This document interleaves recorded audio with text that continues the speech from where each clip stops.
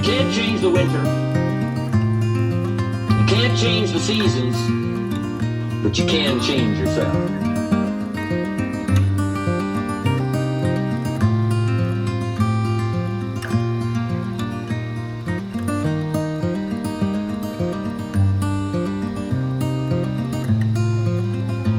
Stop that we had after we left St. Louis, and we just kind of drove through boring Illinois and flat Indiana. What was after that?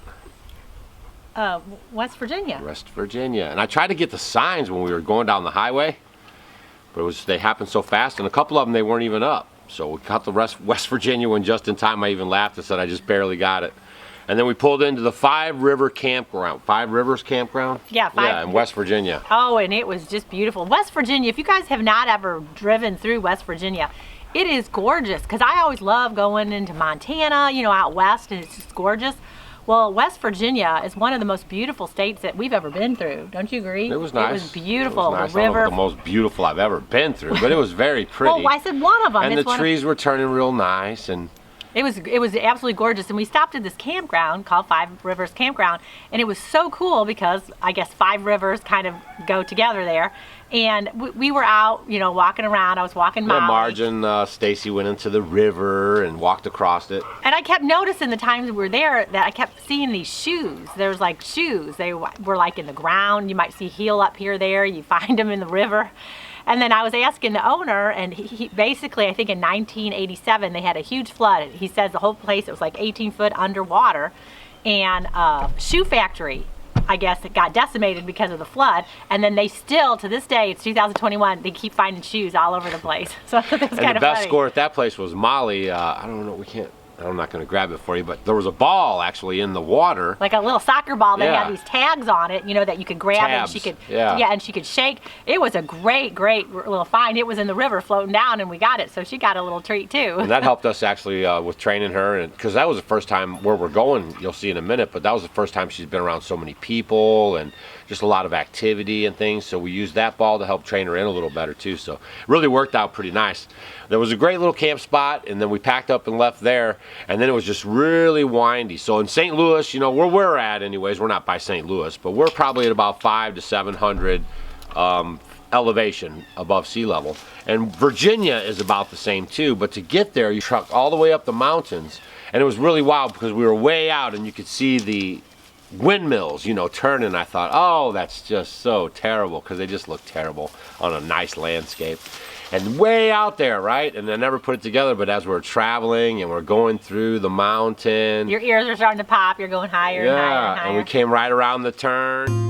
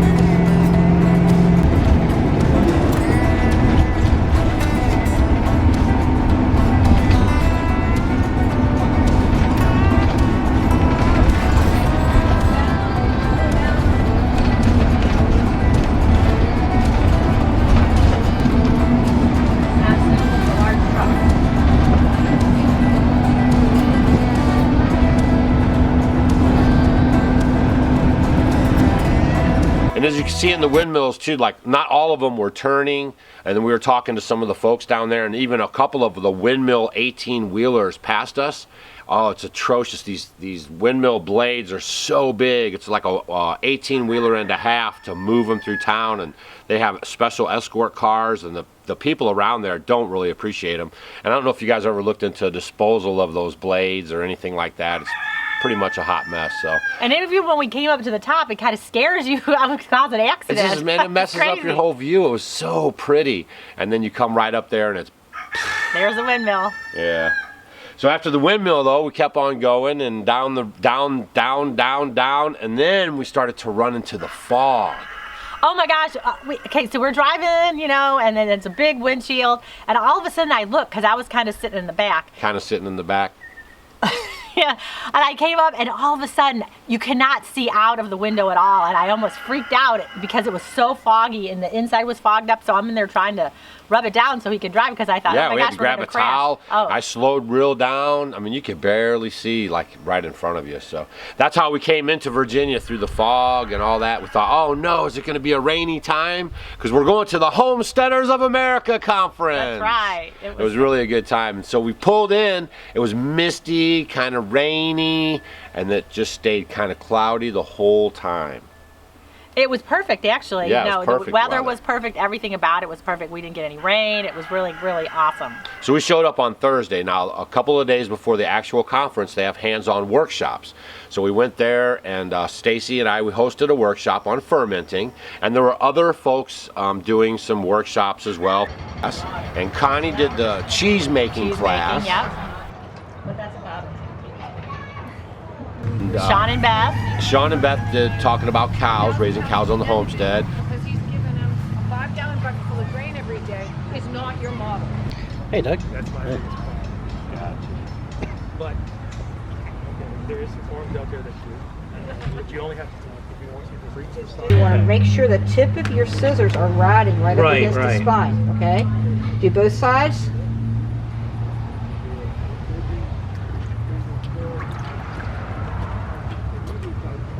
Right up the spine.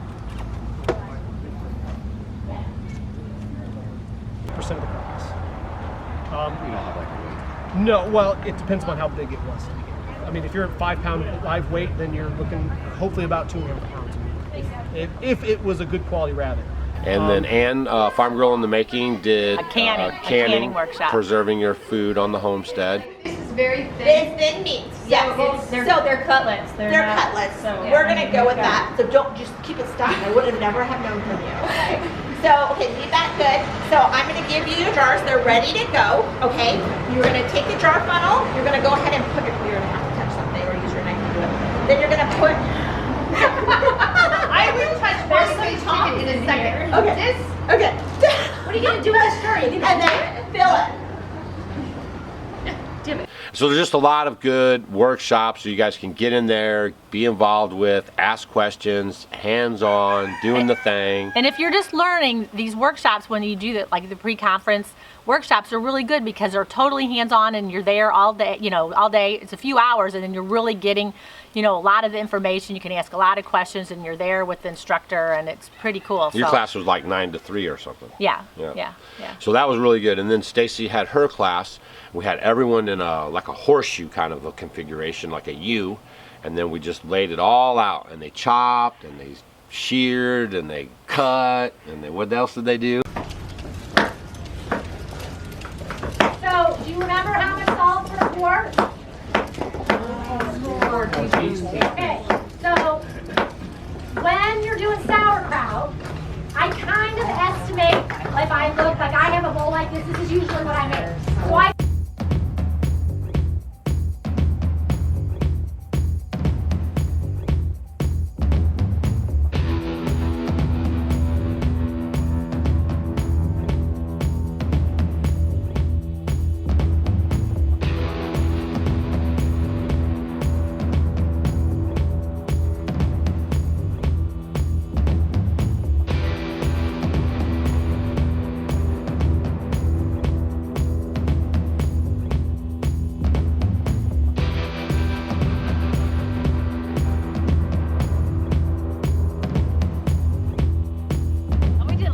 We did fermenting with honey. We did fermenting with brine, with salting. Yeah, you made the garlic. Garlic honey. They did garlic honey. We did kombucha. I mean, we did a lot of stuff in that short amount of time. I mean, actually, I went over my time, but we did a lot, and everyone took home a bunch of ferment, so it was pretty cool. And that was on Thursday, and then after that was the conference, right? So you guys can imagine there was 5,000 plus people showed up. You'll have to scour the internet on YouTube and whatnot, find some people that post videos about it, because once that thing started, I barely got any footage of the conference or the speakers because it was just so busy, right? Everyone's saying hi to us and we're all talking, and we had to be ready for our speak. And first day we talked about aging in place, basically. So when you guys start your homestead, make sure you're thinking about you're getting older on the homestead, your implementations of your processes and how everything sets from your front door. So it'll cut down on a lot of dragging stuff around for you. Yeah, it was great. We talked, and people had a lot of Q&As. Yeah, that was the second one. We did the Q&A of off-grid and homesteading. A lot of people asked a lot of good questions. Chickens very well. Maybe you want to do something different. So, and then ducks, on the other hand, I like ducks too, but they are very messy. I mean, you have to clean your water out all the time, so think about that. Questions. And that's good. I mean, I like to do Q&A because there's so many questions, and then you can kind of build from there. So a lot of things that maybe you might have in a talk, you don't cover all those things. And when you have so many people asking different questions, you can really, get a lot out of that. So I personally like those best myself. Yeah. Some people like the presentations with the WordPress stuff and and I really like the Q&As, but we also like topic talking, but the Q&As are always the best for us because we really open up and we'll let you guys ask us anything about it. So it was great. People were great. People came from all over the place, California, Michigan, I mean, everyone. Washington State. Yeah. And then I ran into Joel Salatin, and then look at you. How you doing, buddy? Yeah. That won't be a photo bomb. This is video. Of course, all these other folks were taking pictures. You can find them on Facebook. We have a Homestead Homies group too. If you guys didn't know, you could join that group and kind of get some insight there. There's 39,000 people, I think, in our group. We share a lot of good stories on preserving and living this lifestyle, and they ask a lot of questions, and it's kind of fun. So that was a pretty busy time. We drove all the way back. Pretty uneventful, wasn't it? I mean, we didn't have any problems. It was very eventful. We went and stopped at one of my best Amish girlfriends who moved to Kentucky. So we stopped there, and that was really a treat. Yeah, they always look forward to come out. Yeah, their kids come out. It's so funny. They're like, Doug and Stacy. They love it when we show up. So it was a lot of fun. Yeah, we had a great visit with there. Them. That's what I mean, though. But everything else was pretty smooth on the way home, and we checked that RV in. We would never trade the RV for our log cabin, y'all. I don't think we could do the RV lifestyle. I mean, maybe just like a spot here and there, but I don't know about permanently, huh? I could do it maybe a few months out of the year. Yeah, just a little bit here and there. So hopefully you guys enjoyed the video. We just kind of wrapped up our little adventures out to the Homesteaders of America conference this year in 2021. So we hope to see you guys 2022. If you came last year or you're wanting to go, we'd love to see you again in 2022. And there's other events like this held around the country. You might want to seek them out. We have one ourselves that we host in Hannibal, Missouri. It's the Homesteading Life Conference. And we have a lot of fun there, a lot of hands-on stuff and workshops too. And that's the first Sunday and Monday in August. That's right. So get out and get around like-minded people, right? So you can learn these skills and bring them back to your place and implement them. That could save you years on your journey. So now we have a ton of stuff to catch up on around here. Yeah, lots like laundry. Yes, be ready for that. All right, we'll see you guys on the next video. See you later. Get on, you gotta go do laundry.